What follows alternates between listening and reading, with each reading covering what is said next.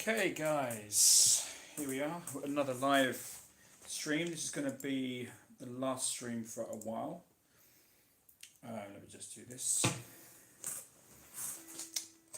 Okay, just going to put this down a little bit.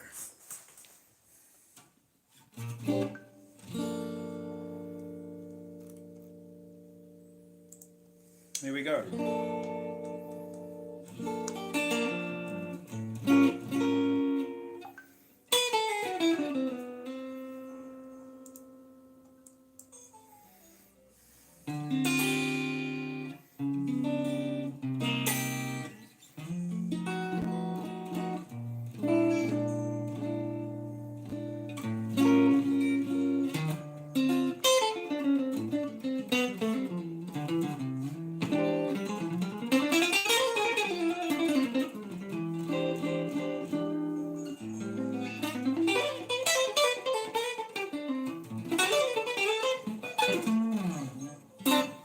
Okay, right, so let me just do this. Right, hi Nick, how's it going? I always see you when I first start off, so I've been checking out your videos and really loved the video on your fuzz pedals made by Aziz Ibrahim. They were really cool, you know. I really like them, you know.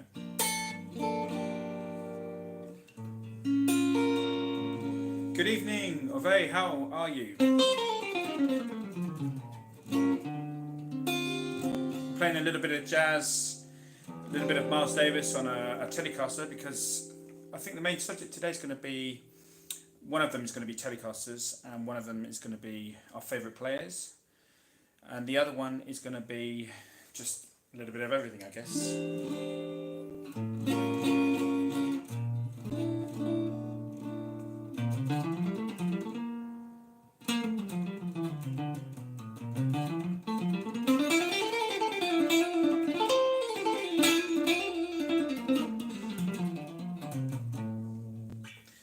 Yeah, so we're going to be playing the Telecasters tonight. I've got 4 Telecasters for you, all in different kind of configurations. And this is one thing I was thinking is, like, the Telecaster is the ultimate tool.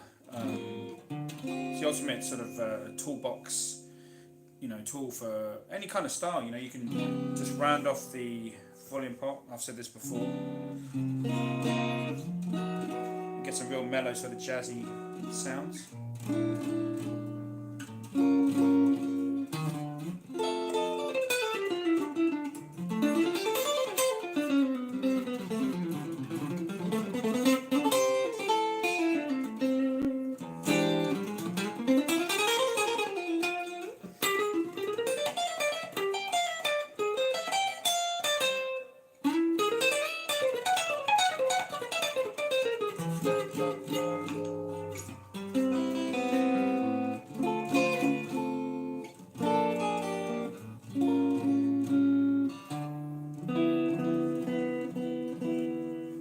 So a few mellow tones. It's actually 7:30 here in London, so we're playing some mellow tunes.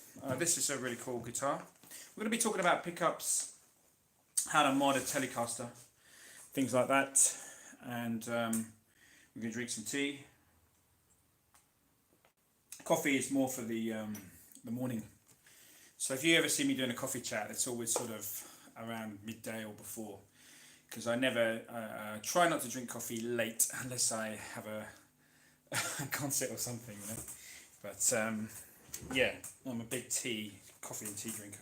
Yeah, yellow, this is a beautiful colour. This actually came with a black scratch plate, but story goes, when I was 17, my nan bought me my first guitar, which was essentially a butterscotch. It was a Squire. It's a really good Korean-made Squire, and it had a white scratch plate, so I've kind of recreated the kind of yellow with a white. I think it's kind of a cool combination. You know, but it's this is like the workhorse. You know, it's very light. It's a good guitar. This guitar here is really I love this guitar here, because this one here has got flats. It's got the Jimmy Vaughan sort of style flats on it. So E, A, and D are flat wounds, and G, B, and E are just normal sort of normal gauge. It's 11s. We've got the gold foil, the guide tone gold foil, and we've actually got a Can't even remember what pickup. Yeah, it's a Rumpelstiltskin, I think, in this bridge here. It's Rumpelstiltskin, very good pickup, you know. And it's kind of quite a jazzy, sort of T-Bone Walker.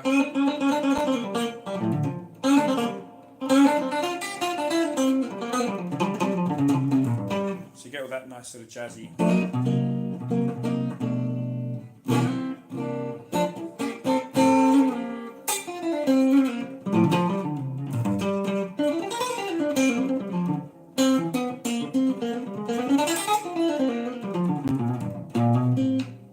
So that's a really cool thing. But putting these both together, it's actually wired to have a bit of a Peter Green sound, because Peter Green is like my main hero. Something else we can talk about as well is sort of Gary Moore and Peter Green. That'd be really cool. Some jazz players, maybe your favourite rock players, you know. So Gareth says, great colour. Arvin, hello, good to see you. Had a few Teles, sold them, miss them. Yeah, Teles are kind of a weird one. I'm really trying to hang on to these. I've got 4 telecasters here I'm going to show you. And I've just been trying to hang on to them. And what I did to make me kind of see a purpose of each one of them is completely change them. So this is like really the 52 butterscotch is kind of the stock telly. This kind of does the normal telly thing. But I'm going to show you each of the other ones. I've totally modified them. So just to try and be unique, and hopefully this maybe give you some ideas. So this one, it's got a Glendale bridge, and you know, it's really good to make some upgrades sometimes, because it had a Goto, bit of a Goto, or some cheaper sort of some kind of a whatever it's called, ashtray, whatever. And the Glendale, they make a few models, and this is like 69. It's thin line, you know. So I upgraded it to the Glendale with also the Glendale saddles, which are also 69 spec. And you know, it just really gets that kind of 69 vibe. So that was kind of one upgrade I did. And the pickup is kind of a 60 sort of style pickup. Golf Full, this is kind of hip. A lot of the younger players out in LA, a lot of guys out there, they're using the Golf Foils. I've got a few friends out there who are good, really well-known session guys now, and they're using the Golf Foils. So it's kind of become a little bit of a hip thing, you know. And it's some great sounds. With the Golf 4, it's just a really good, you know, very big sound, you know, bassy.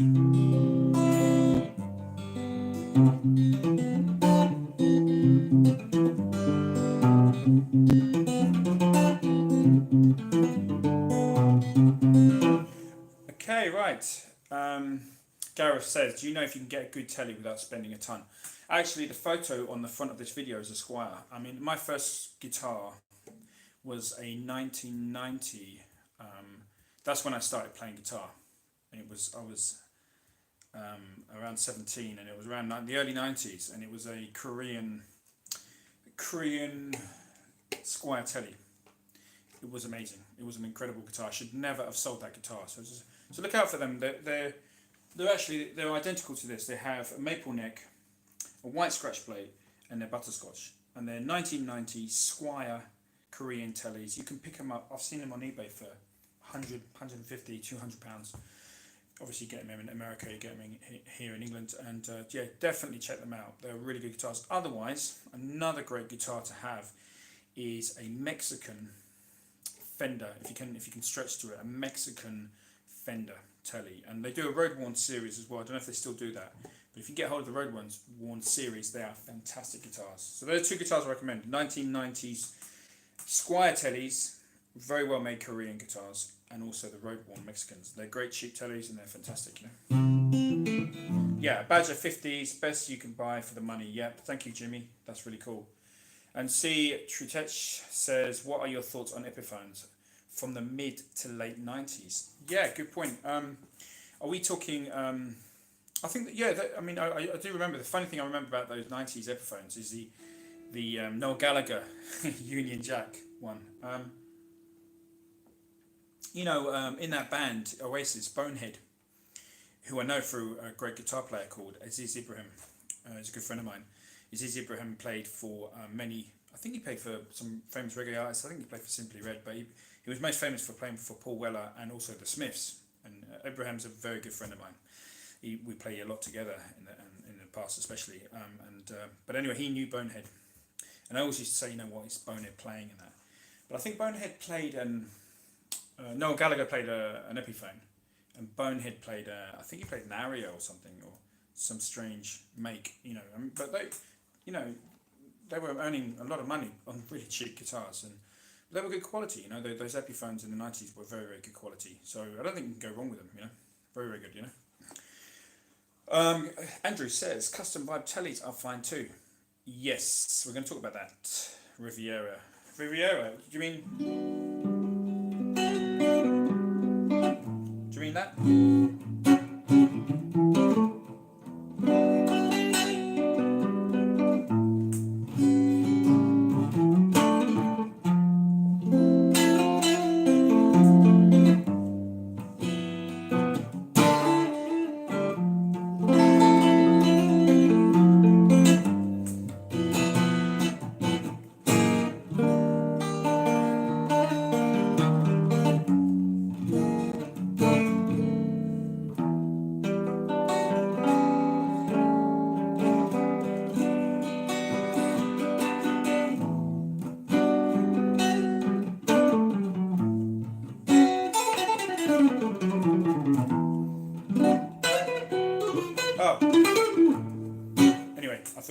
Paradise. I don't know if you meant that. Epiphone. Oh right, Epiphone Rivera. Sorry, I thought you meant Rivera, the Stevie Ray Vaughan song. Andrew. Bonehead. Antorio. No, Wonder. That's I get it now. On the song Wonderwall. Actually, this is really funny.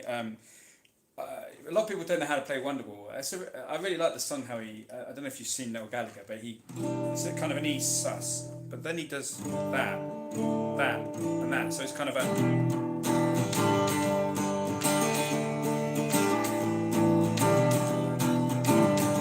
My friend Ibrahim will hate me probably playing that, but anyway. Bonehead played an Epiphone Rivera. Okay, made in Japan in the 80s. Thank you very much, Jimmy. Yeah, so there you go.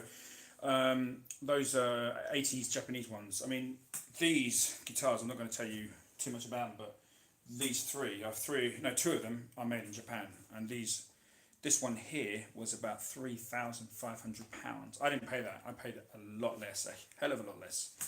I didn't even pay £500 for this. This is crazy. But this came when it was a handmade guitar made by ESP Custom Shop, and it was going for like over £3,500. It's a special sort of anniversary model, and the Japanese quality is just incredible. It's absolutely amazing at this level, the Custom Shop level. Actually ESP. Let's talk about ESP as well, because. ESP had a custom shop in Germany, in Dusseldorf, and also in America, in New York. They had a quite famous custom shop in the 80s, and they would make a lot of guitars in this ESP custom shop in New York. But it was a bit of a secret. They didn't want to tell people they were making them because the company wanted everyone to think they were making the guitars in Japan. But in actual fact, players like George Lynch and a hero of mine, Marc Ribot, I always say his name wrong. Marc Ribot was playing ESP guitars, so you go to New York. I think who else was it on?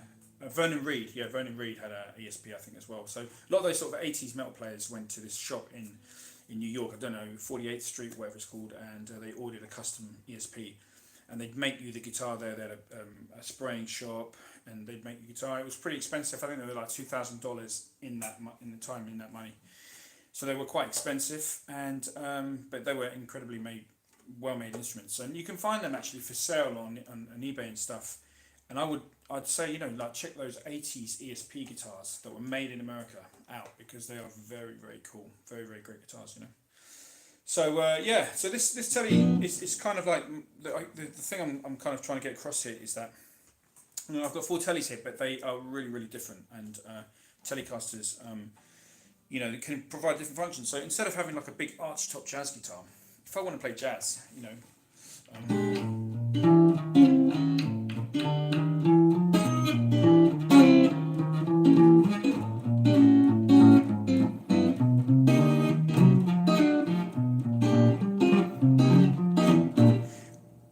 just roll down the tone. I can play on this gold foil. So it's brilliant sound.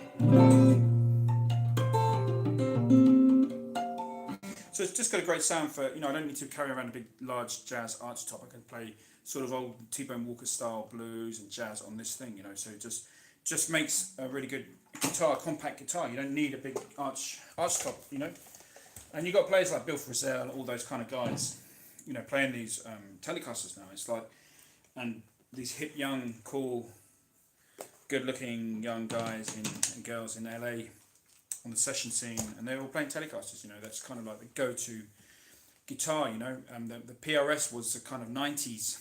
And Tom Anderson's guitars and PRS and all those kind of high-end. Who's the other guy? James Tyler. All those kind of guys were making brilliant guitars. But nowadays, it's just, I think what the young kids are doing now is making Teles their sort of own by just customizing a telly, putting bits on it, bolting bits on it, and making it quite unique. And I think that's the basic telly is kind of like the cool guitar. It's like the session guitar now. So let's read some comments. Here we go.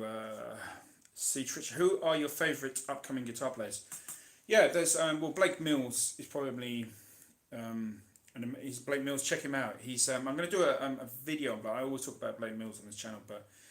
I fly the flag for Blake Mills, 100%. He's for me, he's the one player that I love his slide technique. I love his singing. I love his songwriting. Everything about him. Maybe his words, maybe his lyrics. I'm not a big fan of his lyrics actually. So one thing I don't like about him, but it's good to be honest. But everything else he does, I'm a big fan of. And what I do like about him is again, he's into the telecasters, and he does these kind of weird solos. And I like playing bizarre stuff on guitar, and I like people that make mistakes. A great player was Andy Summers. Andy Summers and the Police. Sometimes he'd play out of tune. When he was playing, like really funny, when he was a classic thing. Watch that song. I'm holding the guitar so you can sort of see it. I don't know if you can see it. So.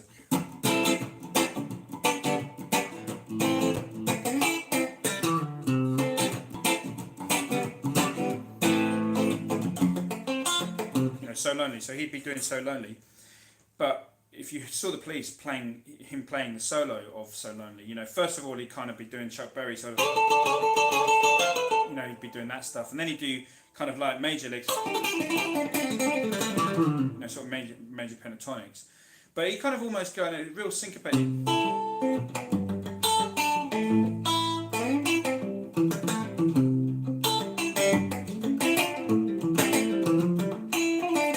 Do all that kind of nice sort of fill-ins, but then he'd get really angular, and he'd be kind of on his solo night to night. He'd be trying weird stuff, so he'd be kind of all the kind of going up a half a step, down Thelonious Monk, And I like players like that. I like players that are prepared to make a mistake, play a wrong note, even if it's a howler, because that they're improvising, they're taking a chance. They're walking on a tightrope. Oop, they've slipped. But that it's a real thing. It's not like, there's like kind of. I mean, it would be a heinous crime to ever, someone like Steve Ray Vaughan. I'm not even going to attempt to analyze his playing because I think Steve Ray Vaughan's beyond analyzing. But there's a lot of guitar players. I'm not going to mention any names that are around today, and they play safe. They play safe all the time, and it's great to play safe. But it's like, from one night to the next, it's going to be the same solo or similar solos, you know what I mean? And they never play outside their comfort zone, but I think you should always, even if it's one song a night, just go for it. Just literally Sid Vicious, like Sid Vicious is kind of, we all need a bit of Sid Vicious, a bit of punk, a bit of anarchy, a bit of Eric Dolphy, the great saxophonist, and I think bass clarinet. I think he played lots of instruments, but Eric Dolphy, avant-garde, punk, abandonment. You know, that's what we need. We all need that. I think you have to study that in music. You've got to study the outside, you know, avant-garde, playing out. You know, Jimi Hendrix burning your guitar. I'm not saying you should do that. Actually, I forget I said that. But you know what? You know where I'm getting to. Anarchy. You need a bit of animal, a bit of anarchy, and that's what you need, man. And Andy Summers has that. Blake Mills has that. I nearly said Blind Blake. Blake Mills has that. He's not afraid to go for it, and they're the kind of players. Marc Ribot, another guy, Marc Ribot, another guy who's just prepared to just play shit, but it's going to be for a reason, a good reason. You know what I mean? Whereas other night he's going to play a beautiful, you know, almost like a classical guitar piece. You know what I mean? Right, let's go to some comments here. So where are we? That's my favourite guitar players. I like people that are a little bit crazy.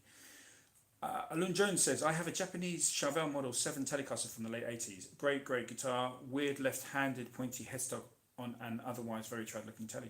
You know what, that's really cool. Everything's back in fashion. All the weird, you know, pointy headstock guitars, there's nothing wrong with them. It's kind of, everything's come back now. It's acceptable to play something bizarre. You know, I've been to reggae bands and they've got some really pointy head, you know, Chauvel, or the hockey stick Kramers. You know, it's got a chic kind of coolness about it now. You know, I mean, you wouldn't have seen it in the Britpop in England, in like Britpop sort of Oasis. You wouldn't have seen it then, but you know, it's coming back. Thank you, GR, very kind. Thank you. Jimmy Jam says, what about Marcus King? Yeah, Marcus King, you know what, I was playing a festival in France and I saw him there. We'd just done our set and I was doing my thing, you know, which is kind of world music, kind of blues, rock, bit of jazz, tiny bit of jazz, but mainly world music and blues. And he was there, and my thing's quite experimental, you know, so sometimes it can work, sometimes it doesn't. But Marcus King's band was there, and they were super tight, super organised. Everything was super, you know, vocals, songs, everything was tight, packaged, clean, perfection, you know. Probably a little bit too perfect for me. Again, when I come back to that kind of abandonment, I do like a little bit of craziness, energy. And he, for me, was a little bit, his band, everything about him was just too perfect. But that's no bad thing. A lot of people want that. You know, you pay good money, you want to see something really well rehearsed, really on the money. And that guy, that's what he does, you know. Yep, Blake Mills is the man, yeah. Gotta go to work. Okay, Daniel, take care, man. 4:50 a.m. in Sydney. Thank you, Daniel. This is actually going to be the last stream I do for a while, guys. But I will be back with some better technology because I'm just doing it. It's not very good at the moment. So you can hear the guitar playing better, you know. But and I'll have more stuff to talk about. But so it's going to be the last one for a while. So let's get into this. So yeah, check this one out, guys. Here we got a blue Telecaster. Now this is pretty much a handmade instrument. This is I've done a video on this, but it's an MJT body, and I really got them to not relic it in any shape or form because, as you can see, I do my own relicking. And they did spray some nice nitro on it, which is cracked because it's been through some winters and summers, and it's just totally, I don't know if you can see these sort of, you see those lines there? It's just completely cracked, but it's real lacquer. And what we've got here, we've got a bigsby. We've got a, it's an M, what's that called? Something M. It's a really cool bridge. It's an amazing bridge, a mastery bridge, that's it. So it's a mastery bridge on there. And then this is a 1950s Diamond pickup, which came from, I'm suspecting a Guild. It came from a Guild Starfire. And this is a Guy Tone from the 1960s, a Japanese-made pickup from an old semi-acoustic guitar. Even these pots are from an old a Hui lap steel. This neck, beautiful neck with some crazy flame on it. If you can see that, it's coming out well. That Brazilian rosewood on the front, and that was a neck made in the Middle East. It's got some Fender Elite tuners, which are kind of like my favourite tuners. And the maker of this guitar is called Robert Gilmore. So he made the neck, not the body. But his initials are RG, which are the same as mine, which is also pretty cool. So that's basically the guitar. and this thing is pretty unique. It's got a really cool sound. I tend to use it for the world music stuff I do, and it's great with chords, you know. Okay, let's just tune her. Let's tune her up. She goes out of tune quite a bit. That's anything with the Bigsby. But this is I use this as well for Cuban, the kind of Cuban Tex-Mex sort of spaghetti western. It does that really, really well. And I'll tell you the story of why I built this in a moment, but it's just got this really beautiful sort of sound.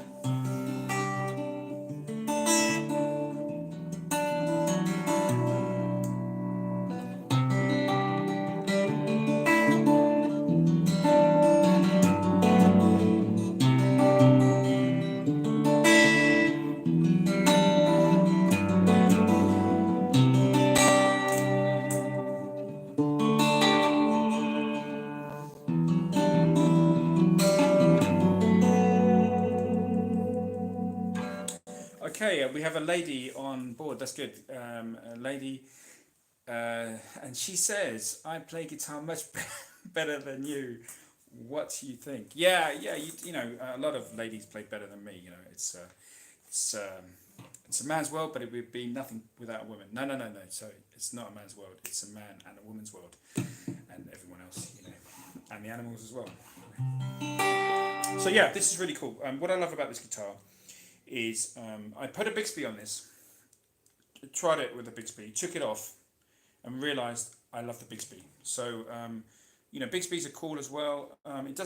It's a different playing. If you have a Bigsby on a guitar, the strings are going across the guitar and not through the guitar. And one of the things about a Telecaster is a banjo-like effect.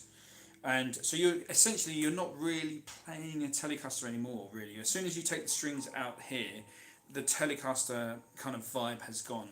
But you get all the other benefits from it, such as, you know, the shape and the kind of a little bit of feel. The string tension changes and the feel of the guitar as well changes. So you know what I mean. The Bigsby's gonna affect things. But the beauty of this guitar is this is kind of my soundscape, as I was sort of showing you. This is on the gold foil.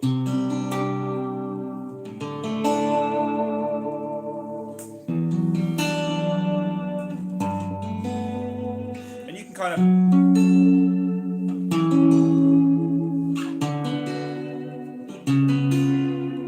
you know, the sort of Dominic Miller, great guitar player for Sting.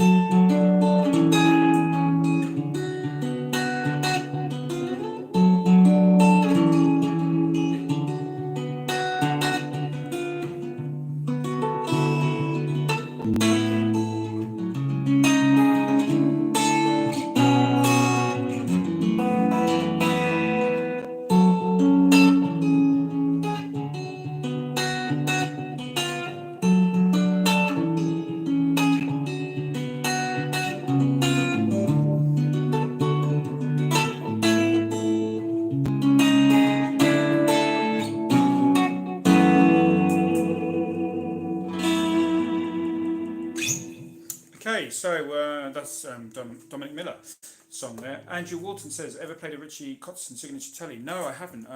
They are really great tellies, actually. He really has designed something a bit unique, hasn't he? There, it's a pretty cool, looking guitar.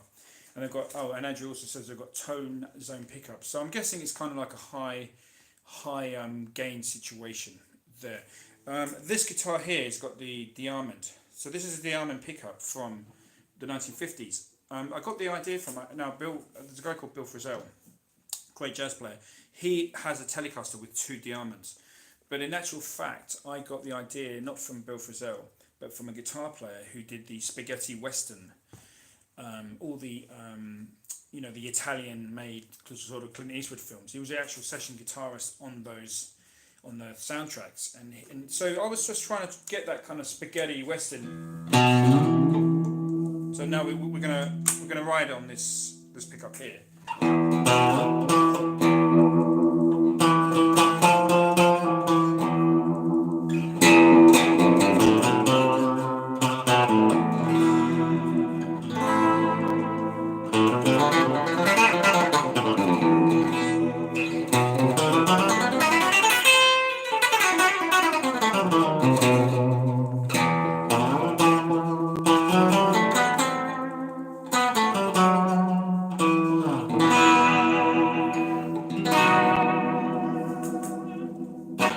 So that's kind of what I was kind of going for with this guitar. It's kind of atmospheric stuff with this pickup. So it's really sort of ambient, sort of the cold.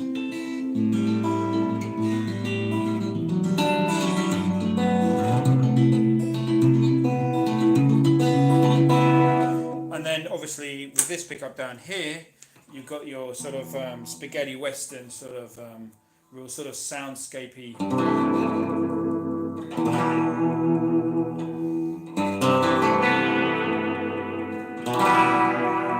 You know, so that's kind of the, you know, so this is the jazz one. This is the jazz archstop, yeah, flat wound strings. You know, it's quite a wide neck on this one with the gold full. This is the spaghetti western soundscape kind of thing. This is your rock and roll, you know, very primitive but just incredible design. You know, why change it? But I have. And then I'm going to show you the last guitar, the last Telecaster.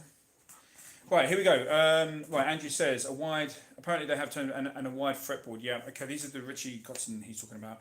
And thank you, Andrew. Jimmy Jam says, water slide guitars make really cool Fender type guitars and use a variety of Mojo pickups. Well, in actual fact, water slide guitars, I know him. And it's very serendipity. I'm from Essex, I can't say that word. But anyways, it's a synchronization that you said that you mentioned water slide guitars, Jimmy, because this next guitar is called a Guitarists. Okay, it's called Guitarists, yeah. It's not I know you're thinking now it's a Cooder. It's not a Cooder. It's a Guitarists guitar, you see, because Cooder are Stratocasters. This is not. This is the Telecaster, hence the name Guitarists. And this is a Mojo pickup, and this here is the kind of secret of this whole guitar, which really makes it work. And this is made by water slide guitars. Now, water slide, I've actually got in contact and told him you should make a Ramon Goose signature guitar. You should make this one, or this one. I know, but we chatted. He didn't say no. He didn't say yes. But hey, who knows? But anyway, he sold me one of these. This here is amazing. It means that I can get my hand in between these saddles and this monstrous designed pickup. But this is actually made by Mojo pickups, and so this is made by water slide guitars. He no longer does these. Maybe he's thinking, okay, I'm not going to sell these because otherwise people are going to build their own guitars and not buy my guitars. I can see the logic in that. It's also got the sister of this so there was a semi-acoustic guitar by Guitartone, and it had two pickups, that one and this one. So I completely wrecked that guitar and took those gold fours out and put one in this one and one in this one. So this is my slide guitar, yeah? It's just a slide one, you know? So let's have a look. Let's read some comments. Ramon, stop already with the Teles. It's one model I don't own, and I have been jonesing for one for the last year. The only one in the house belongs to my daughter and not me. Yeah, don't steal it off your daughter, because that would be really, really mean. And also, you know, we've got to encourage, you know, the next generation to play guitars. So make sure you get your own one and leave her one be. We're gonna tune this up now. I'm gonna be in D major tuning. D major tuning was I think the first tuning was G major, what we call D major. The reason is G major was used in early blues is because there's a guitarist called Bob Rosman who did a workshop once. I was at Bob Rosman's workshop, and he actually explained this, that if you put people on an island, okay, isolated, and give them a guitar, the natural tuning that they're going to tune their guitar to is G major, which is D, G, D, D, G, D, G, B, D, okay? But the delta tuning for me, the real Mississippi, you know, the Blind Willie Johnson, the Blind Blake, who's my hero, you know, is D major. Okay, that's the delta tuning. This is where you can get really low down, you can get spooky. You know, you can get real spooky with the D tuning. I'll give you an example. Even though this is major, look, there's a great song, which is my favourite song. I do this in my band. It's by Sunhouse, and it's called Death Letter Blues, and it's a real kind of chilling chilling kind of song. It's a very sort of, it's about his girlfriend who died, you know. And anyway, the thing about this is, this pickup here is massive. It sounds humongous in this guitar. This is a really cool rock pickup. You know, this is what Cooder calls the rock pickup. You know, and if you put them in, for some reason, if you put them into combination, it's out of phase. So again, the Peter Green sound, just like this guitar here is out of phase with that same Gold 4. So you get this really cool sort of vibe.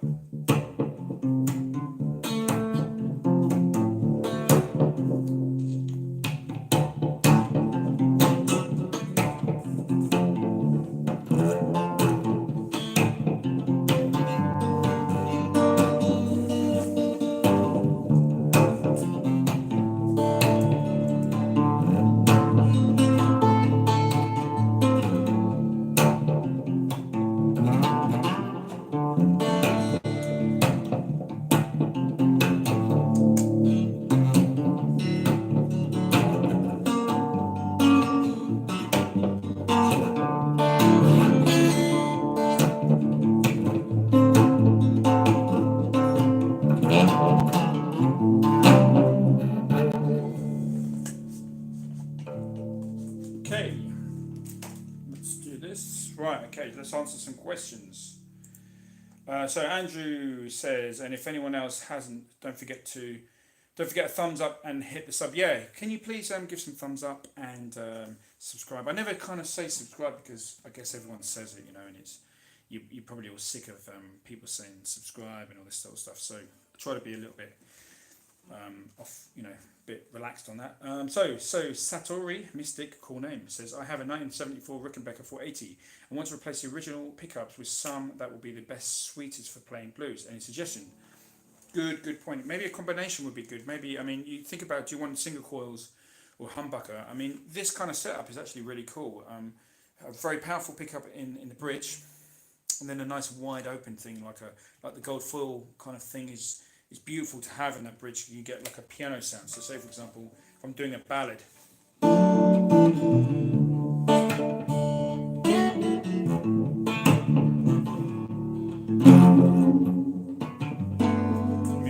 me play properly.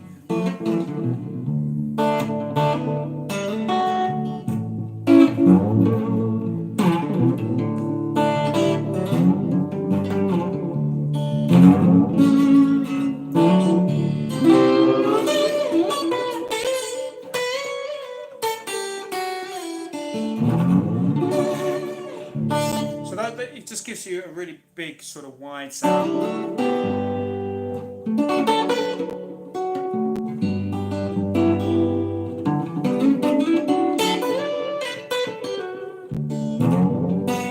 As opposed to down here, which is, you really want to be putting on the distortion.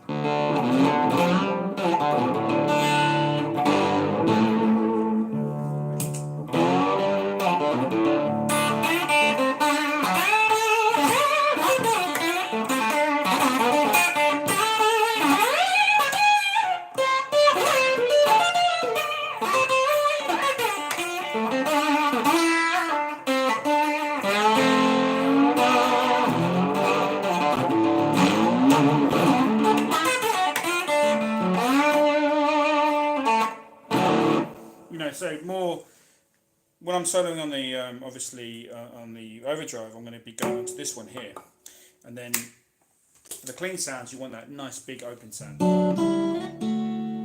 Okay, let's have a look here. So I've been neglecting the comments. So where are we? Andrew says, and if anyone, okay, we've done that one. Jay Trem says, saw Bill Frisell last Sunday. He played a Collins. Was that the semi-acoustic guitar that he played? I think I remember if you were here last week, you did mention that, I think, if I'm right. Great to hear from you. Andrew says, Sunhouse is mandatory listening for a bluesman. Yeah, Sunhouse is the king. He was before Robert Johnson. He taught Robert Johnson a few things, so that's really important in the history of blues. Arvin says, how are you making that minor chord in that tuning? Yeah, great question. So let me show you how to do this. There's a few little tricks of the trade. So that's a real sweet sound. So if I'm going for that kind of minor thing, so that riff there is concentrating on these, on these two, and I'm just completely missing out that F sharp, which is the major third, yeah, in the key of D. Now when I come to this chord here, the 4 chord, I want to be playing a G minor, okay? So obviously I need in the key of G, I need a B flat, and my B flat, I'm just going to test that it's the right note because we're a bit out of tune here. So there's a B flat there, and then I'm going to hit the tonic there, sorry, the root, and that gives me my minor chord.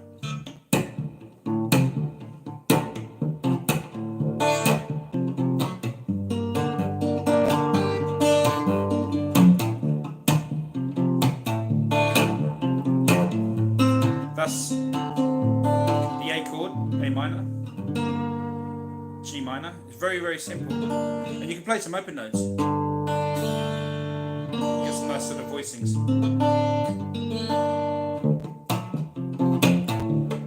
Have that explained? Now, there are some really, really clever people. I'm not clever, okay? But what you can do, if you're really clever and you've got I'm going to try and get into this, but the truth is I'm not very good at it. But you can actually, Sonny Landreth is the guy for this, you can actually bend behind the nut, behind the slide. Yeah. So I sometimes do it, but it depends on your guitar. If it's got to be set up well, you've got to have big strings and high action to do that. And most of my guitars generally aren't set up well, so I can't. You know, it's good on like if you're going to do like a distortion thing. Famously, you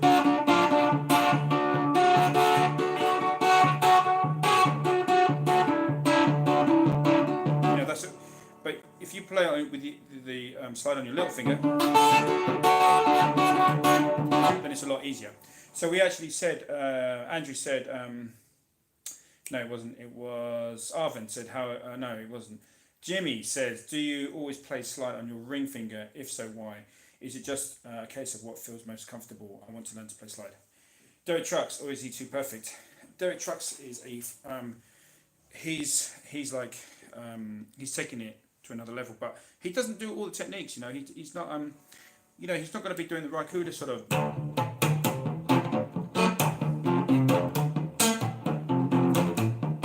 You know, this is stuff I learned off Cooder, which he does so beautiful. Well, this is actually Caribbean sort of calypso thing. I didn't learn this off. I learned this off sort of it's like a Joe Spence thing.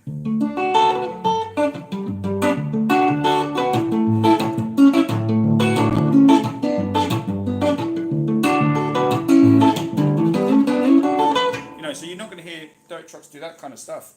I don't know. I mean, he's just a slider, so he's just the guy he puts it on his third finger and he just goes for it. And it's really, really great. He's like the kind of, you know, he's the Robben Ford or the Steve Ray Vaughan of slide guitar, you know. But I guess for me, I much prefer more harmonic, sort of minded players where they're, you know, that's why Blake Mills, check him out, because Blake Mills does both. Blake Mills does the sort of whole Derek Trucks thing, but he can do the Cooder, so he's kind of put them together, you know. And he's a really great player. But my whole thing, really, the thing that I like to do on slide guitar is just really that, just get into a groove and.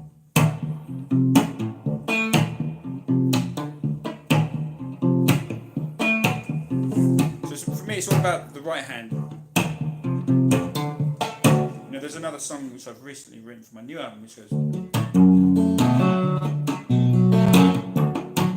and just having that groove sort of,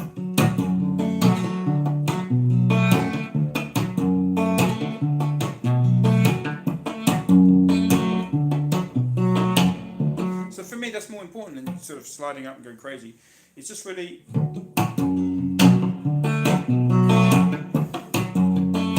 because then you don't, you know, you've got the groove, you can sing on the top of it, and it's a really nice style, you know, to have. And then when you put your slide, there's a minor chord.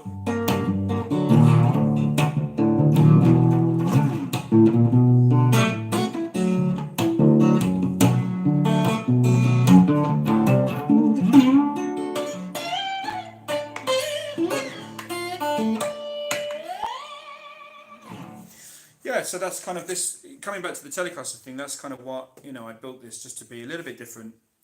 And this has got something very unique to this Tele, but I'm going to tell you in a minute.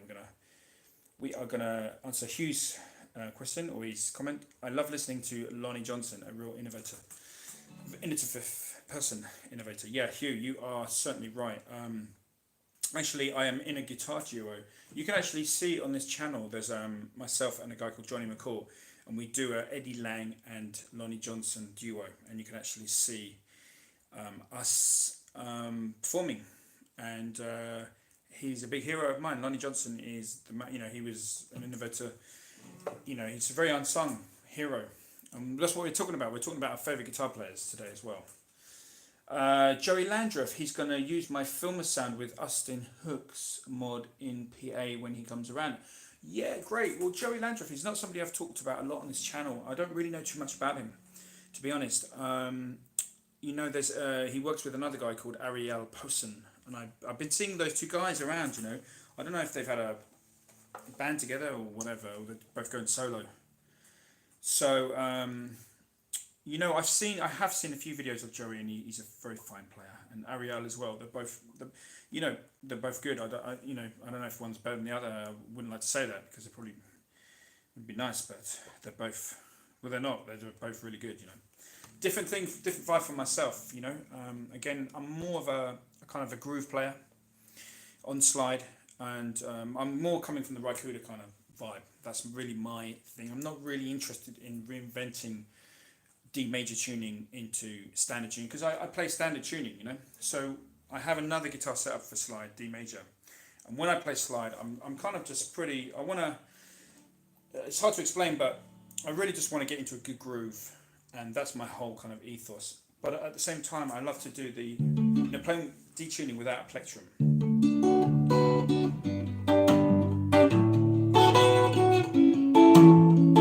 And you can come up with some great, things with, because you've got.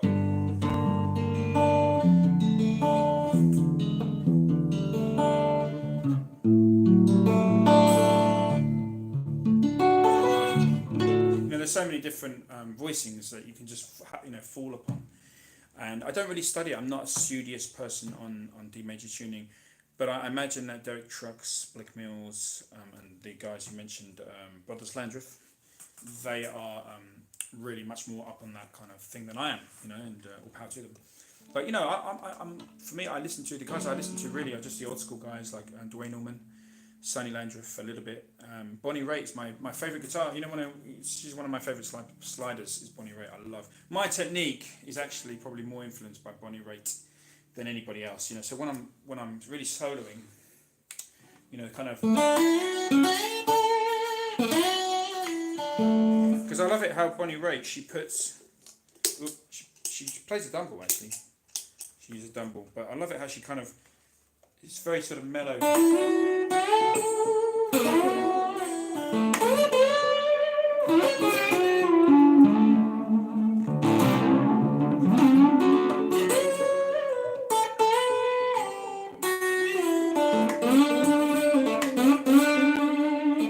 And she can obviously get really rocky, but that's what I kind of like is this.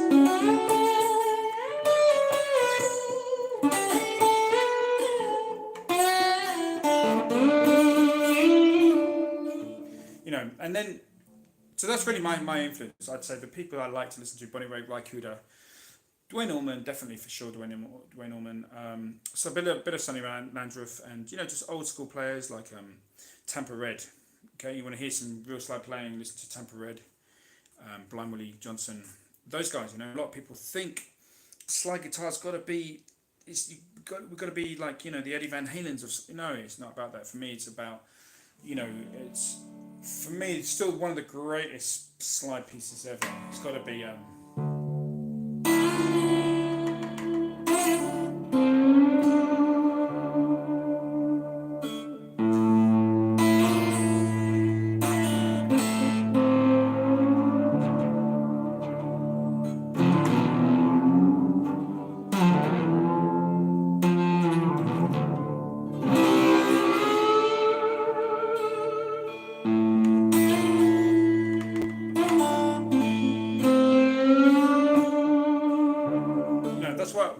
hear slide guitar, that's what I want to hear. You know, I'm not really interested in... No,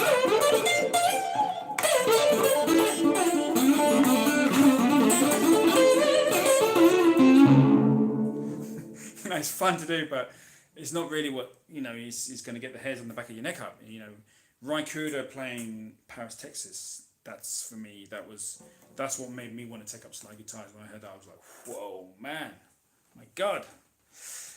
Robbie Krieger was a great slide player. Yeah, I like quirky guys, you know, like him. You know, Robbie Krieger was the Doors player, and he played with his fingers. I think he was a classical or flamenco trained player. And he played the SG, of course, and very, you know, I mean, the Doors, I was speaking to my friend about the Doors just yesterday.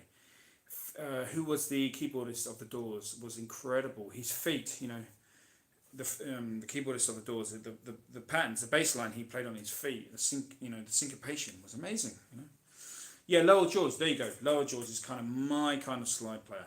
That's the kind of guy I like, you know, real chilled out, you know, playing a song, playing a melody, you know. I mean, when I play, if I can give a tip to learn slide guitar, it's like learn a melody, you know.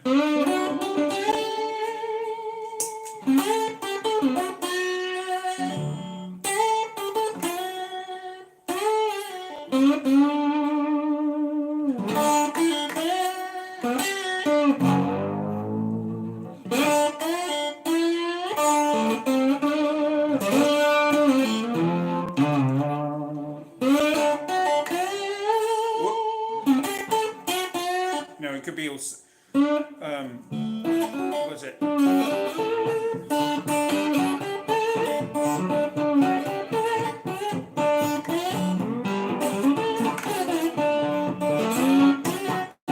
Whatever, I can't remember. Or when the sun's go marching in, you know, learn melodies. And Lowell George was very, very good at that. He played famous melodies, and you know, just had that command, you know. So learn melodies, and you know, that's the way to get into slide, I think, you know. Steve Kimmick is great. I've seen him play, and the Grateful Dead members. Amazing slide player. Super melodic. Yeah, there you go. You want to be...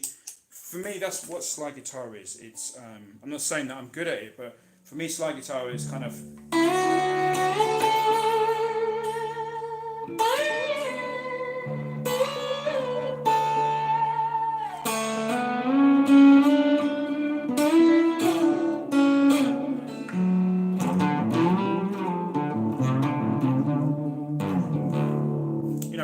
invoking, you know, the atmosphere, the eeriness of that. You know, if you think about where slide guitar came from with the blues, you know, it was very kind of a mournful sort of a human kind of voice, and I think that's what I kind of go for when I'm listening. And there's no disrespect to these amazing young guys who have come up, you know, and check them out, learn from them. You know, they're really amazing. But I prefer the old school sort of style myself. It's a personal thing, you know. Feeling Bad Blues by Cooder. Hughes is just hit it. That's what it's all about. Dark Was the Night, yes. Blind Willie Johnson. Little Feet are incredible, Steve. Yeah. Hughes, no, Steve says, does your film sound get dirty? Yeah, it gets very dirty. But at the moment, we're not in the film sound. We are in, can you see this amp here? Can you see this amp right here? This is a Mystic Blues Dumble 50 watt style amp, which we're going through today. But the overdrive is a Sov 2, Free the Tone Sov 2 pedal, which is, I've had that one for many, many years. Okay. Matt, hey, you've just arrived for the chat. Fantastic. Are you using any compression on the tone? Sounds amazing. Thank you very much. No, I'm not using any compression. It's just a soft 2 overdrive, and this is a Providence version of Yuki's Free the Tone. If you know Free the Tone, they're a Japanese company, and he made 80 original ones, and he should make them again because it was the best one. And there's 80 of them around. I think there's one on Reverb. You can buy it. It's not mine. I'm not selling it. But I did see 2 on Reverb. One, somebody asked me about them, and somebody bought one, so there must be one left. But they're called Providence Soft 2 Overdrive, custom made. So they're the handmade ones, and they've got a serial number which goes from 1 to 80, and they're the ones to get. That's why I'm getting my overdrive. But the overdrive on this amp is absolutely insane. It's very amazing. Ever run the Dumble and Projector amp together? Yes, there's actually a video on my channel of how I run my setup for live. So basically what I do is this.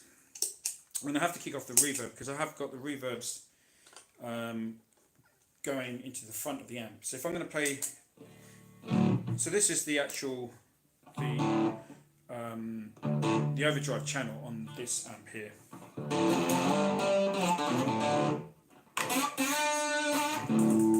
Let me turn it up a little bit because that overdrive.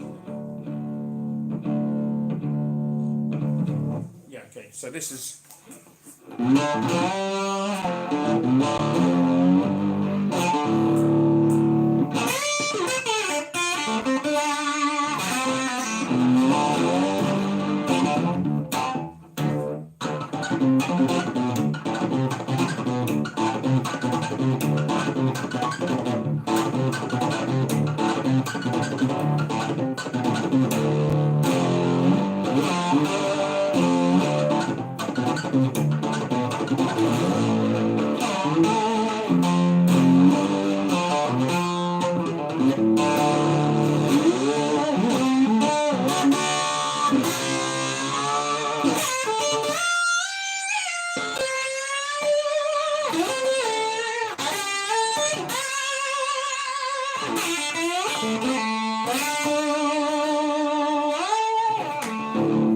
Yeah, so that's the overdrive from the actual Dumble clone of amp. Yeah, Steve, no problem at all. Thank you very much, Steve. That's very, very kind. Yeah, so that's kind of where I'm at and slide. You know, it's like, I think with slide guitar, you got to find your own way, find your own voice. You got to make it enjoyable for you. I think, if you're gonna with the slide guitar playing, if you're gonna copy your heroes, like Derek Trucks, Derek Trucks, you're gonna learn some Derek Trucks licks. You could get stunned because his technique is so amazing that it's going to take a long, long time to sort of master that style. So I think I certainly started off with like Delta blues. I never played electric slide. I played acoustic slide. So really, my slide technique is from acoustic guitar. So when I was playing slide guitar, I had the sort of the D and the D, kind of a blues thing, country thing going.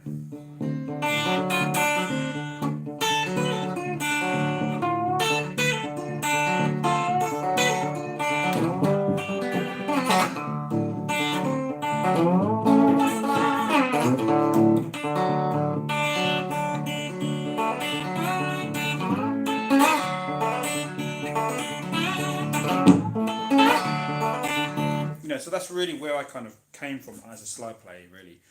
And that's kind of what I like. That's why I like Cooder, because Cooder was the guy that brought that Delta style onto the electric, So he'd learn a song like I'm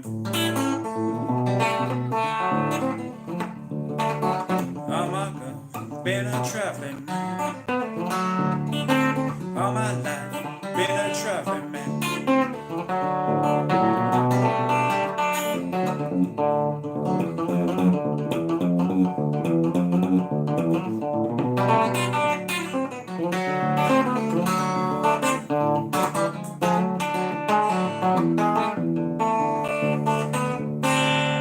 So he came from all that ragtime, Blind Blake stuff, and then transferred that into the electric.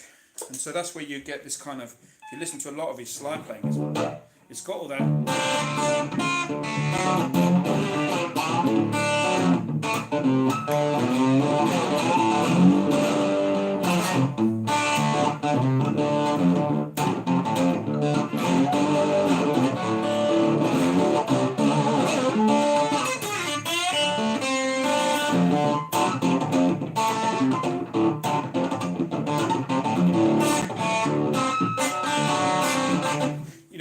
So it's a kind of combination of playing, with your fingers and picking.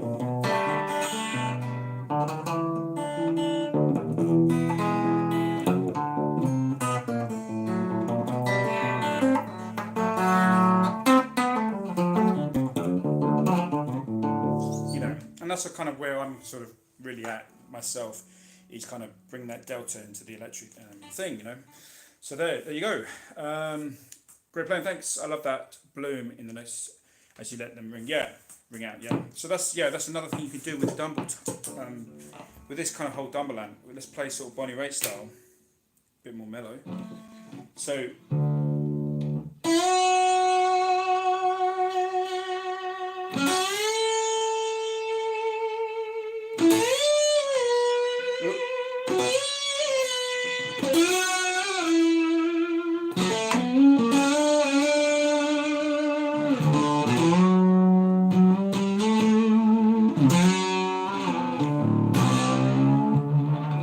kind of like you've got so much sustain there, but it's not like fuzz. It's very, very sort of vocal, sort of.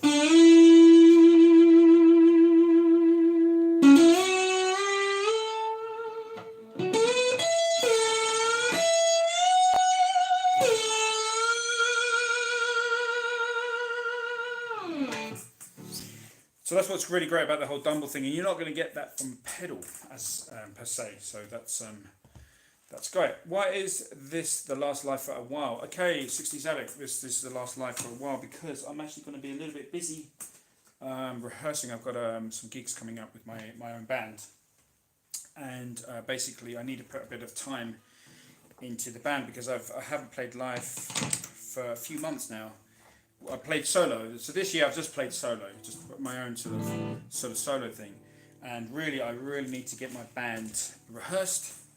And my twin brother, my identical twin brother, he plays bass for me, my brother Joe. So I really need to crack the whip and get him to learn some new bass lines and get my singing back. And so that's the reason I'm not going to be able to do this, but we're going to come back. We're going to come back very soon. Do I like Warren Haynes? I'm telling you, right. Okay, Warren Haynes. Let me talk about Warren Haynes. So people ask me, do I like, was it Joey Landreth, Aerial Person, Derek Trucks? Do I like those guys? Yes. They're the cream, you know, they are the cream. Of course I like them. But do I listen to them? No, I don't. I don't listen to them. So I only listen to people that have got some songwriting skills. No offense to Derek Trucks, no offense to the Landreth brothers, whatever. For me, it's not really my style of songwriting, you know. What we all like is, we like different things. I kind of come from George Harrison, Fleetwood Mac. I like a lot of, the blues guys. That's I like a bit of gritty, especially the Beatles, the Police, the punk thing, Cream. I kind of like the quirky and the gritty kind of nature of lyrics, and I feel that some guys, young guys, write a little bit too emotional, kind of about me too much, and like my emotions, and it's not something I really like to listen to. It just turns me off music straight away when I hear kind of like I'm emotional, because those songs have been written, about me and my emotions. John Mayer is another classic example of this. Why I don't listen to John Mayer.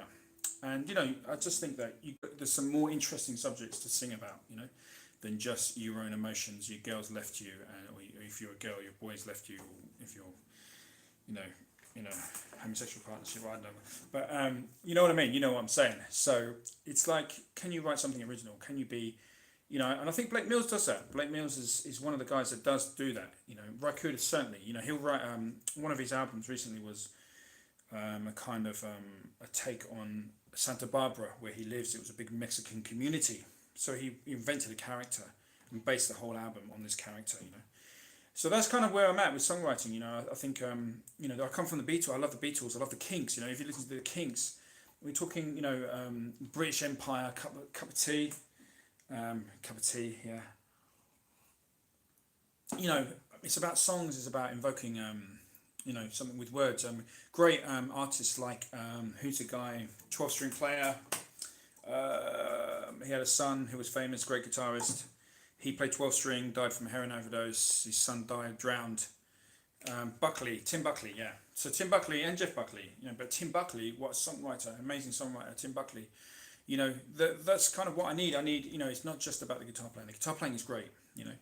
Allman Brothers was kind of different. They had great songs. They came from a blues thing. It just kind of worked. Everything fell into place with the Allman Brothers. The guitars, the double drummers. He had incredible voice with Greg Allman. Just what a voice! And his Hammond organ was beautiful as well. So that's an amazing band, and I listen to the Allman Brothers all day long. But just a lot of for me, if I'm not hearing the vocals, if the vocals aren't something a little bit interesting, then it kind of turns me off. But I'm probably guilty of writing shit songs myself, so you know what I mean. Okay, where are we going? So, Warren Haynes. Yeah, Warren Haynes, man, he's a great songwriter.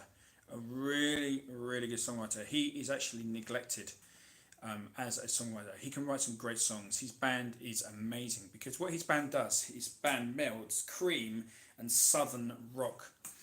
but delivers it in a very sort of open way. You know, it's not just like, okay, we're going to play cream and southern rock, we're just going to just do that one thing. No, he'll bring reggae in there. He'll bring some guy playing the sousaphone or whatever it's called. You know, it's crazy what he does. You know, he's just a really great singer. I've actually been to one of his concerts. Incredible guitar tone. And yeah, you might go there. You might think, oh, he's just a rocker. He's just a southern. No, he's into the jazz thing. He's into the New Orleans thing. He's in that. He was a jam band. You know, beginning of the jam band thing in America, which was incredible. You know, jam band. I was always envious because we had Britpop and you guys had jam band, and I wanted to, I wanted to be in the jam band, not the Britpop thing. You know. So yeah, I mean, Warren Haynes, fantastic. And one of my favorite songs of all time is Slack Jaw Jezebel. And the funny thing is I've just bought a Firebird guitar. It's an ESP Firebird, but I've just bought a Firebird, and the reason I bought it is because of that song Slackjaw Jezebel, or whatever it's called. And it's great song, you know. So that's what I'm into. I'm into great songwriters, you know. Okay, where are we? Where are we going to go? So I've missed out. So what do you think, everyone? Right, 60s Addict says, man, I'd absolutely love to see you play live. Oh, thank you, very kind.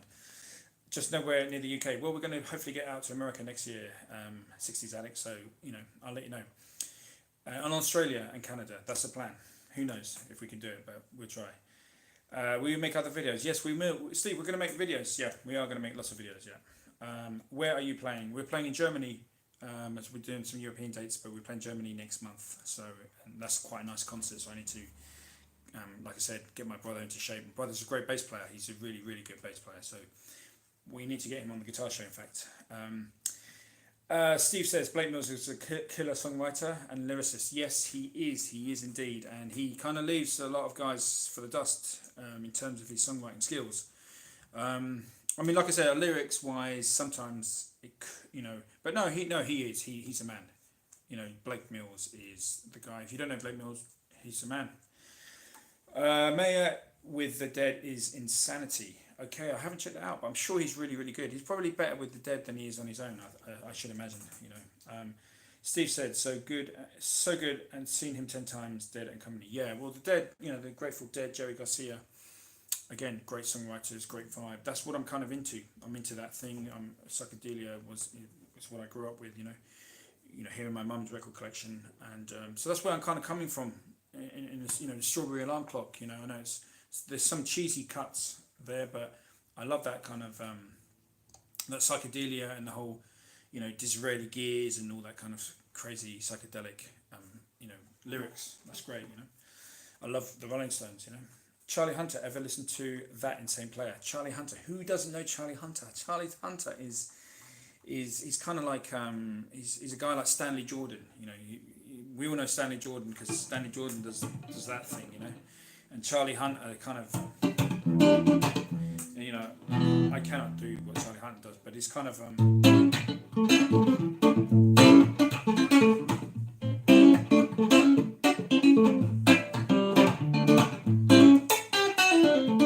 you know, kind of sort of mixes it all. Let me just see if I can get some reverb on here. So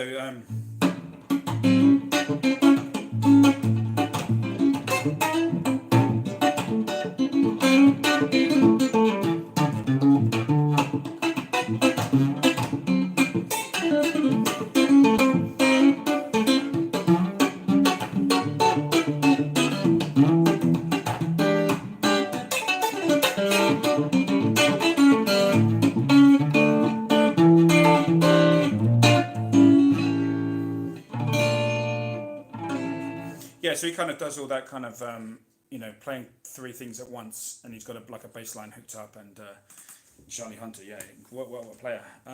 Right, I thought that was a 72 thin line for a second there. I play my heavily modded 72 Jap 1986 reissue. That's fantastic. Yeah, they're really, really good guitars.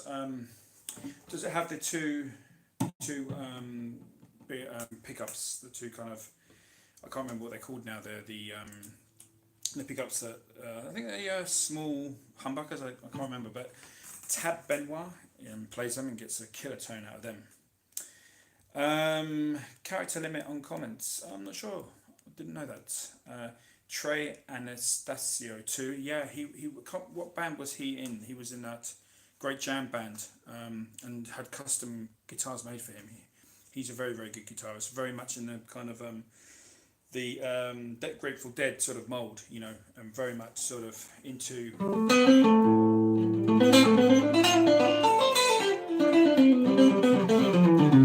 You learn all his scales basically. I'm from Canada. Definitely come through. Yeah, we're going to go to Canada. That's something we're definitely going to do next year. Really, we are going to do that. Hugh says Warren Hayes' slide solo on the Allman Brothers Blue Sky from live in Germany is huge.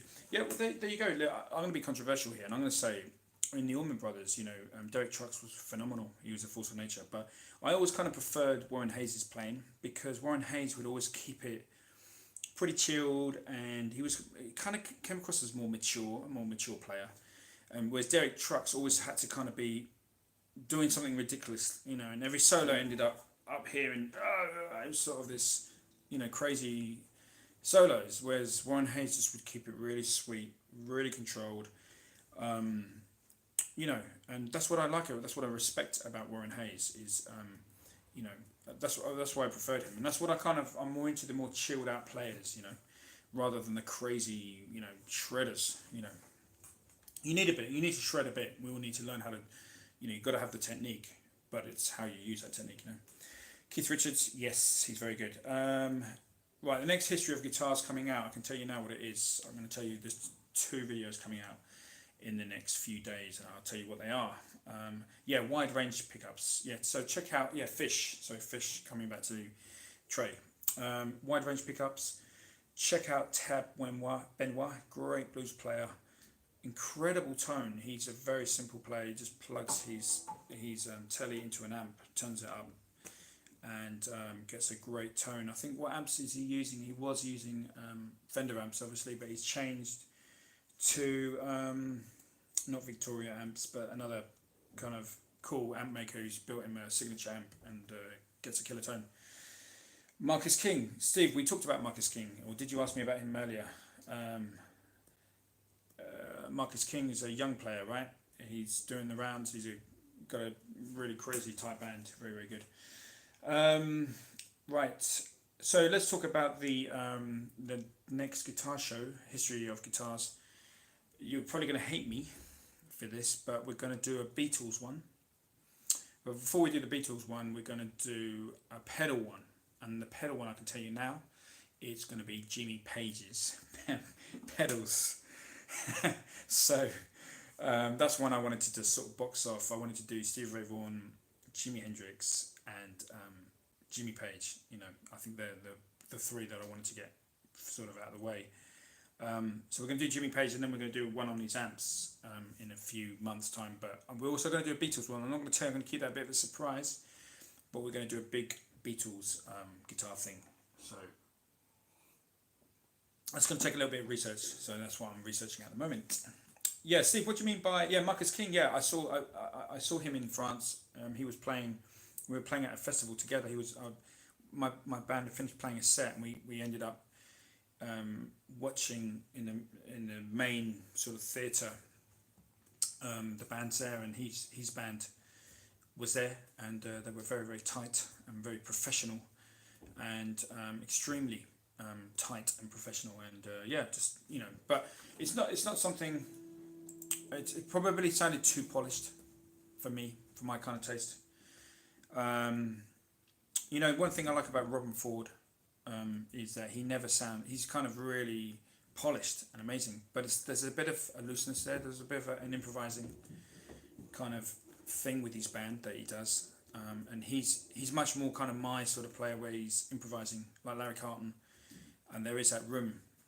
Whereas Marcus King is kind of like everything's arranged, and it has to be because of the, you know, the horn section, I guess. But it was very good. We were very impressed. You know, we were thinking, shit, we got to rehearse. You know, got to get into more rehearsals. You know. So 60s Addict says, I love Beatles related guitar history videos. Yeah. Okay, thank you. No one's going to hate me, I hope. Yeah. So the Beatles, we're going to do. Well, I'll tell you a little bit. We're going to do something that involves John Lennon, because I think John Lennon has a wider appeal to just guitar players, and I like, it's nice to just do a video where you get people watching it that aren't guitar players. I think that, if you can do that, that's the ultimate. And John Lennon is kind of one of those guys where he kind of transcends us guitar players, but guitar players are also really interested in what he did and what he played. Even sort of after the Beatles, he was playing some cool sort of some Gibsons and stuff. So yeah, it's going to be an interesting one to do that one. So where are we at? We've got 10 minutes. We're going to do 10 more minutes. We're going to finish up talking about telecasters, because one thing I want to say to you guys is practicing at home. What is the guitar you most practice at home? You're not going to be practicing with an Explorer. You're not going to be practicing with a Flying V, are you? Some people are, but for me, it's a Telecaster. This is the one you're going to be sitting down with. It's ergonomic. The sort of the design thesis of this guitar is that you can sit down and eat a dinner because it's thin. It's not obtrusive. You can eat. You can sit and do your typing. It's just a perfect guitar. So if you don't have one, you should really think about this as your next Christmas present. And just because as well for me, the great thing about Telecaster is it's kind of almost like a Strat where you can really put your own imprint onto the guitar, and every Telecaster player, Roy Buchanan, Abbott Collins, even Abbott Lee, everybody's Vince Gill, everyone's got their own sort of thing on a Tele, and another thing is you find these players kind of come up with their own techniques and stuff, especially with the back pickup, and it's sort of got that, it's got that real sort of, dexterity. It's a very, there's a great, I'll tell you who's a player we haven't really mentioned is, Matt Johnson. We're going to come to you in a minute. But a great player is I'm going to remember, I can't remember his name. We'll talk about him on the next video because he's a really great player. But I can't remember his name for the life of me. But he does a kind of Robben Fordy sort of blues. Josh Smith, that's it. Josh Smith, is that right? Josh Smith. He is a really great player. He's a player where I think, whoa, that's good. That's good. Another great player, Kirk Fletcher. Kirk Fletcher is a beautiful human being, and he's a beautiful player. So check him out as well. Where are we at? Yes, the Les Paul Jr. with the neck pickup. Yep, we're going to be covering that. For me at home, it's an SG. Yeah, no, I agree. Yeah, I actually play my SG a lot. We'll do Gibsons. I'm going to do the Gibsons on the next live stream. So that would be great. So Matt says, just testing the water here. Any love for 80s anti-guitar heroes such as Johnny Marr, Terry Bickers? Can you tell me what band Terry Bickers played in, please? But as far as Johnny Marr goes, anybody from here in England, there's certain places in England where bands come from, and so you get like a lot of the London bands, which would be Cream, although Jack Bruce came from Scotland, but Eric Clapton's kind of more or less a Londoner. A lot of people would live out in suburbs with a short train ride into London. So Eric Clapton was one of those people that lived in a city close to London where he'd have to take a train into London. Same like, even Phil Collins, I think, lived in Hounslow, which is a suburb of Greater London. Rolling Stones, obviously, and so a lot of London bands. But then you get bands in Newcastle, and there was a great scene up there, such as the Police and Dire Straits came from Newcastle, and then you had the Animals. Eric Burdon was from that part of the country, and then from Liverpool, obviously you've got I think from Liverpool, obviously you got the Beatles, but coming further forward, you get bands. I think the Stone Roses, if I'm right, I might be wrong here, but I think the Stone Roses came from Liverpool. I don't know. If only my friend Aziz Ibrahim, great guitar player who played for them, if only he was on this live stream, he'd tell me.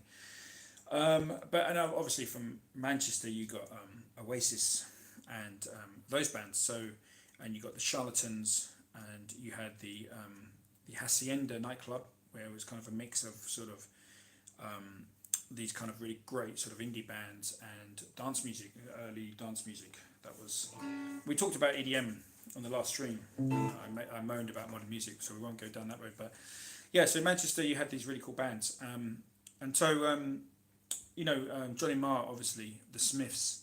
He's kind of from that area, and from Manchester, Liverpool. You know, the Smiths and all those kind of bands. They were just doing something really inventive. And some of this, you know, when you sometimes hear the Smiths guitarists, I mean, I don't know any Smiths songs, and I can't play like Johnny Marr, but I play a lot of African guitar, and sometimes I think, wow, he's playing, you know.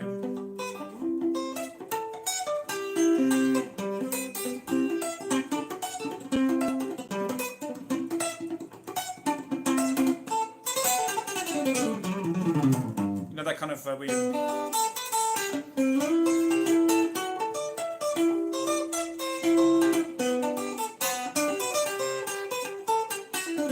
these kind of melodic lines, and Johnny Marr was doing a lot of that actually in the Smiths, and that's how he kind of played with arpeggios.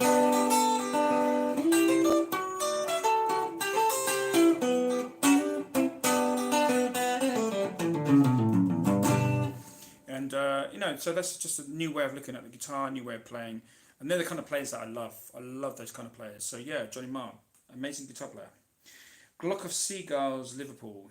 Maurice says, hey, Stone Roses were from Manchester. Yeah, I thought the Stone Roses were from Manchester. Yeah, Mancunians. And yeah, my grandfather was actually from Manchester, and he was a Manchester City fan. Apparently, if you come from Manchester, you support Manchester City, and if you come from outside Manchester, like i.e. the rest of the world, you support Manchester United. That's how it works. Apparently, that's what I've heard. I'm not sure if that's true. Peter Green era, right? Yeah. So Fleetwood Mac. Yeah, they were from London. Matt Johnson says House of Love and Levitation. Okay, I'm gonna have to check them out. Yeah, I'm really into, you know, like shoegazers. There was a style of music called shoegazers, which kind of, I don't know if it was influenced by Seattle. That would be a kind of an interesting thing to find out. But there was a scene, that kind of, it was like a sort of post-new wave, which kind of was around with the Smiths. And there was one particular band which I was really, really crazy about. And I'm going to play you this little guitar part, and you can tell me who they are. You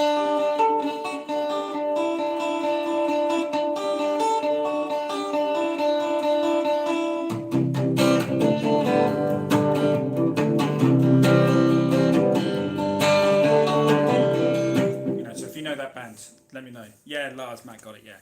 So the Lars, I love Lee Mavis and the Lars. If yeah, okay.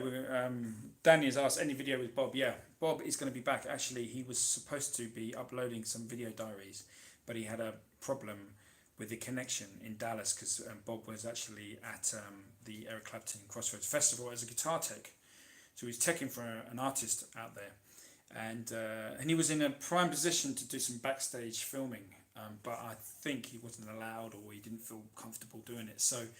But what we're going to do, me and Bob are going to hook up pretty soon actually, and we're going to do a show from his house, so that he can tell us all about it, all about his time with Eric Clapton and all the guys down there. I'm sure he's got some great stories. Yeah, never thought about it. Johnny Marr and his African styles, good spot. Yeah, yeah. So you know, Johnny Smith, man, he was a melodic player, and he'd you know played the. Playing some chords and then some, you know, some major scale stuff. He influenced Bernard Butler from Suede a lot. You know, I think the Suede, Bernard Butler was really influenced by Johnny Marr in particular. Crossroads gig was well. That Crossroads gig was amazing. Danny says. Nigel says good night. Nigel, have a great sleep. Sleep well. Don't have nightmares. Okay. And I'll see you next time. Yes, so Danny says Crossroad gig. Well, we're going to find out. We're going to do a video with Bob hopefully next week, and Bob can tell us all about it. Maybe even, you know, maybe even the next few days, but it'll probably be next Monday. I think we'll do a video with Bob. So 5 minutes left, guys. You can ask me any question you want, but it's been a real pleasure to hook up with all you great guys. Thank you so much for you know. coming in.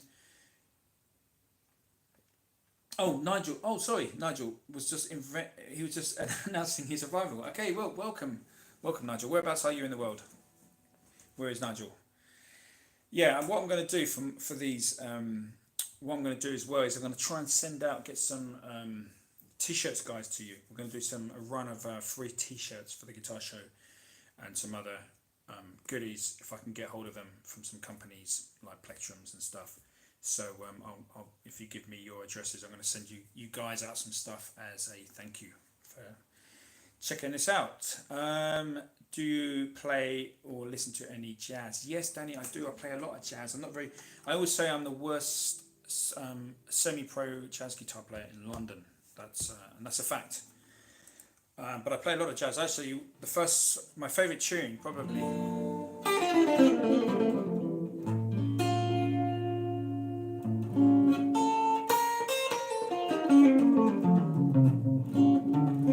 It's the one I started this show with, is Blue and Green.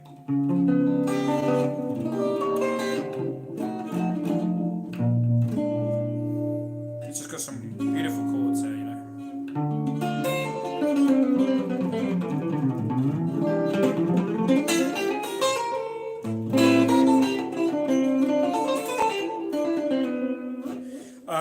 But I do play a lot. I kind of like, my favourite probably guitarist is this guy.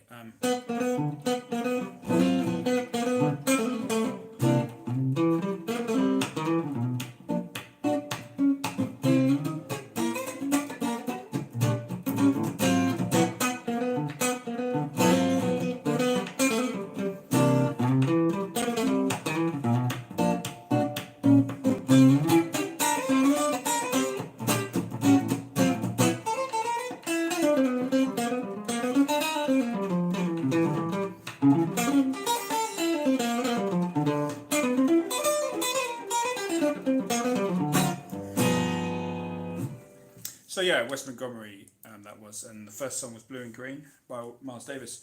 I like a lot of Miles Davis, a lot of West Montgomery, George Benson. I love how George Benson does something like.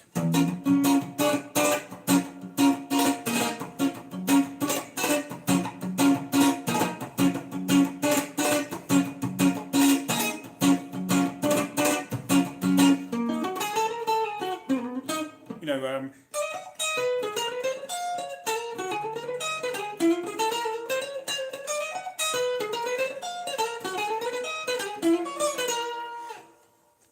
nearly couldn't remember that, but yeah, sort of Herbie Hancock, all that kind of stuff. I think it was Ronnie Jordan or something that did it.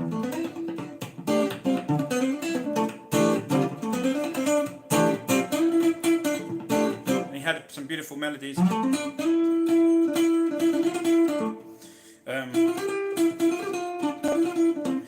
Chromosome, Mike Stern, everyone knows that one.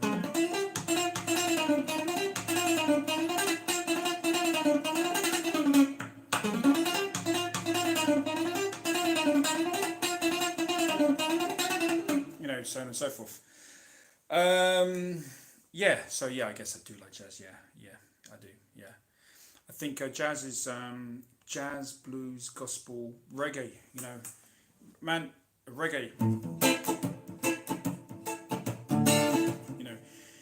What else? Calypso, you know, African styles. You know, I could go on and on, but I try to learn lots of different styles, rather than songs. In fact, I try to, you know, if I'm going to learn, you know, some people just stick to one thing, you know, whereas I try to really broaden my things. I don't really know much about Indian and Asian music. That's one thing I don't really know about. I'm more sort of Arabic, African, Latin American. I like a lot of bossa nova.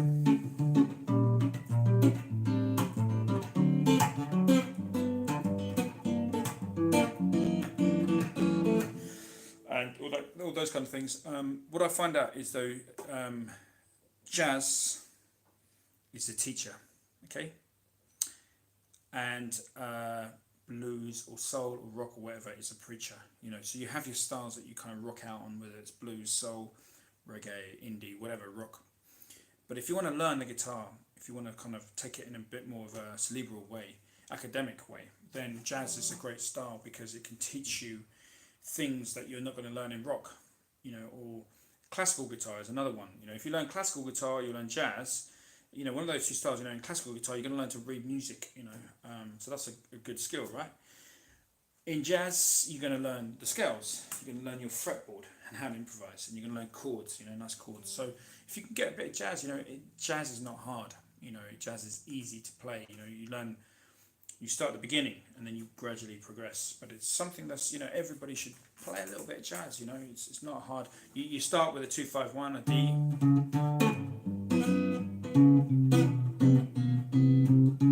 So you start with your D minor 7, G7, and you do 2 bars of C major 7. Everybody can do that, you know. 2. And then you just learn an arpeggio, D minor 7 arpeggio. And you learn a G7 arpeggio. And then you learn a C major 7 arpeggio. Sorry, C major. And then you put the 3 arpeggios together.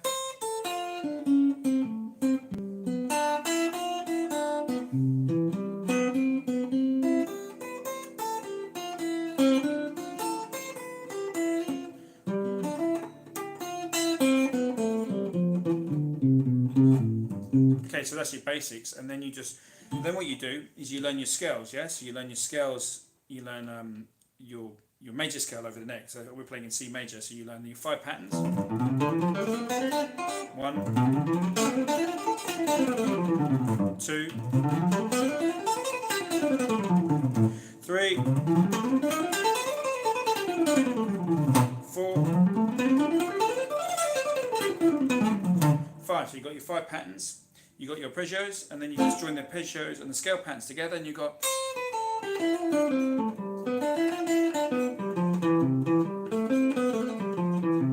And then you can do some passing notes.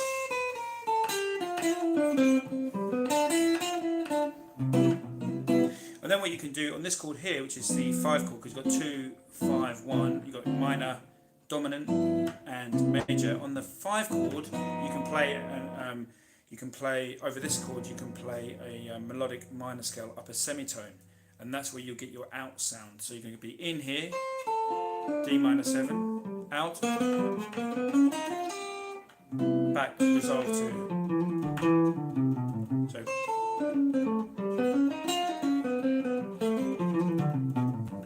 there you go. There's a lesson in jazz, right? Yeah, no, just watch that 5-minute explanation that I've just given you. That's how to play jazz. Well, that's the beginning. That's lesson 1. That's mostly what jazz musicians do. Is on the 2 chord they're playing a D minor 7. Or, you know, it's a 2nd chord, so you're in C major. Just basically play C major scale. Learn your C major scale, play D minor 7 chord, and you can still play your C major scale over the G7 because you're all in key, and then your C major 7. But if you want to get freaky, on this chord here, there's a few different scales, but you can play this scale here, which is melodic minor scale, upper semitone, which goes like this. It's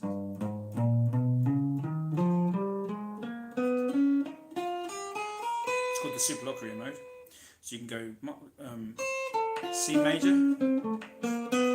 There you're going to put your Superloquia or your melodic minor upper semitone to back to C major. And that's all it is. And then you learn some licks. You know, there's loads of licks that you learn. Famous licks. So if I'm doing,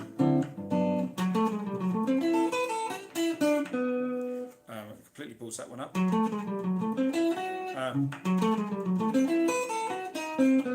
It's Charlie Christian lick. You know, so they're called 2-5-1 licks. So you learn licks that you play. You know, whatever over your 2-5-1s. You know. And then when you've got that together, you know, you learn the blues, because jazz has its own blues. Slightly different from a blues, you know, but I can go into all this if you guys want me to. It's a good fun style, and then but just learn your major scale. I'm going to say this again: learn your major scale. You know, that's the main thing you want to do on guitar, is learn C major in those 5 patterns. And there you go. Right, so that's it for tonight, guys. I think. It's now 9 p.m. on a Sunday night. I am doing some recording tomorrow with a good friend. and I'm going to do some more work actually on one of the Guitar Greats videos for the rest of tonight. So I should have that up for you very soon. Been great talking to you. Telecasters, you know, don't be afraid to mod them, change them. If you've got two Telecasters, have one straight and one, you know, modded, and you know, that's you know, that's all about Telecaster. It's the best guitar. If you only have one guitar, have a SG or a Telecaster. You know, I'm not saying SG for 60s addict, but yeah, pleasure for the lesson. If you want some more lessons on some of what little I know, I'm more than happy to share my knowledge. And I'll see you in the next one. Yeah, we won't be doing a stream probably for a while. It's going to be the last one, but we're going to do a show with Bob, because I want to find out myself what Bob's been up to in Dallas, hobnobbing with all these famous people. And so good night everyone, God bless, sleep well, and don't have nightmares, and play your guitar as much as you can. And it's a real pleasure. Thanks guys, it's a real, you know, real nice seeing you all. And like I said, I'm going to give you a little treat, a present, because you're great guys. Okay, God bless, see you soon, bye.